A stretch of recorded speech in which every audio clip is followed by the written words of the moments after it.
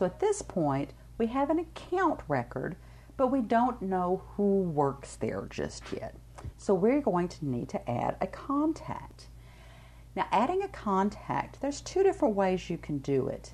You can go through the Contacts tab, but what I will encourage you to do whenever you add a contact is always start from the account record.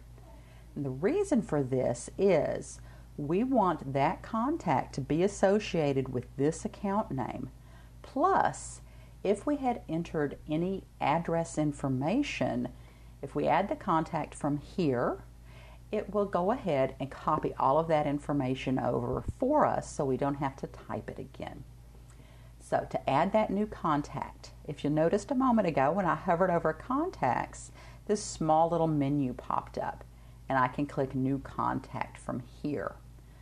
Also, if I was to scroll down on this account record, you'll see the contact section here. We can also click it here. These are the exact same buttons, just two different ways of getting there. So we're going to click New Contact. You'll notice we have these dark red bars again. This time, the last name is required. You'll notice it's already filled in the account name for us since we were already on the account page. So at this point, we just start entering the information about our contact.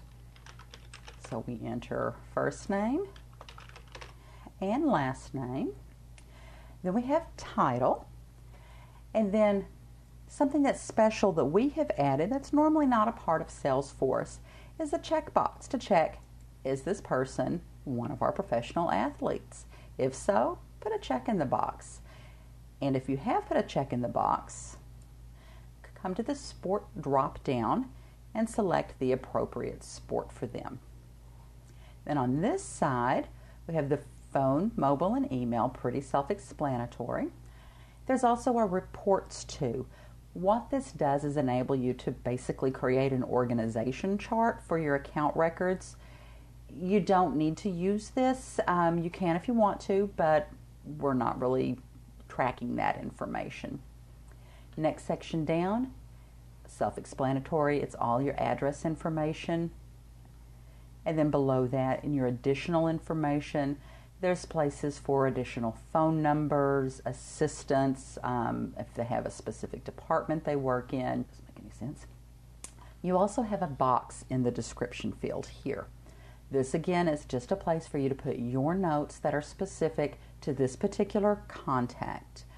An example I like to give people here is, say you're in the habit of sending people a little gift after you meet them, and you know this contact maybe is allergic to chocolate. You can put a little note in here not to send them chocolates. Again, sticky note just for yourself is all that this field is. We also have the save or the save and new, depending on how many new records you're adding. So we're just going to click save. And that is all that you have to do to either add an account or add a contact. Next up, we'll be talking about how to edit those records.